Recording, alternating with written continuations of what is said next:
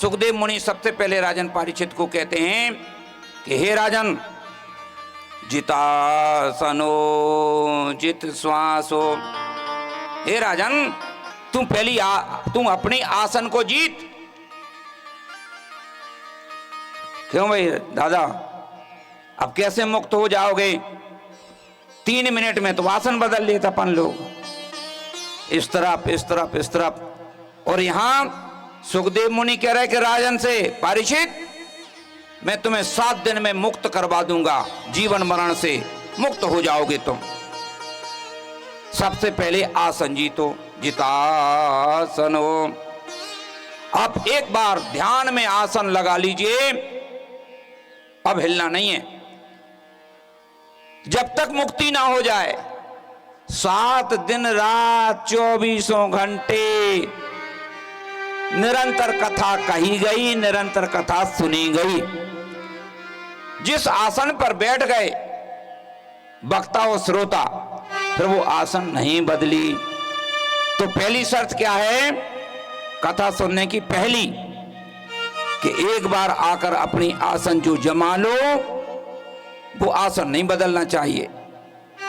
जैसे भी आप बैठे, जो भी आपकी सुखासन है, बैठ जाइए, लेकिन आसन बदलना नहीं चाहिए। जितासन हो, जित श्वास हो, अपनी श्वासों को जीतिए। श्वासों को जीतना का मतलब समझिए,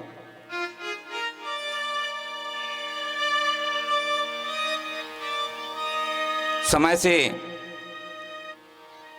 भोजन बनाने में थोड़ी सी कमी रह गई, पति क्रोधित हो गया और श्वास बढ़ गई, क्रोध बढ़ गया। ध्यान रखिए, जब जब आपको गुस्सा आता है आपकी सांसें बढ़ जाती हैं।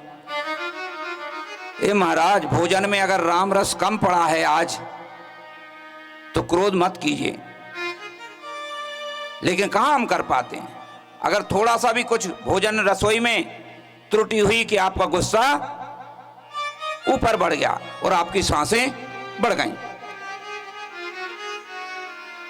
काम, क्रोध, मद, मोह, बैर, मत्सर, ये आपकी उम्र को कम करते हैं, क्योंकि इसमें आपकी सांसें बढ़ जाती हैं।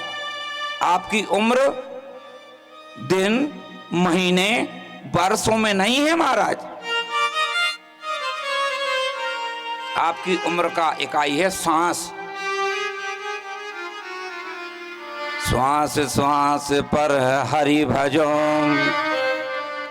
वृथा श्वास जनि खो, और ना जाने जा श्वास को आवन होए ना होए। गई तो फिर लौटे नहीं, कोई गारंटी नहीं महाराज। सुखदेव मुनि कहते हैं राजन, एक बार आसन लगा लो, नांग आएगा, आपको डसेगा, हिलना नहीं है। जित श्वास हो, श्वास को ऐसे जीत के रखो कि आपको किसी भी प्रकार का क्रोध, क्षोभ, रंज, दुख, मान, अपमान कथा में तो आए, लेकिन आयोजकों ने सम्मान सहित मंच पर नहीं बिठाला, गुस्सा आ गया। अरे वाह, बड़े आयोजक हैं, हमें बुलाई नहीं कथा में, ऊपर मंच पर नहीं बिठाला, कोई मतलब नहीं निकला। हे नाथ, अगर आपको श्वास नहीं जीत पा रहे हो आप, अब श्वास जीतने के लिए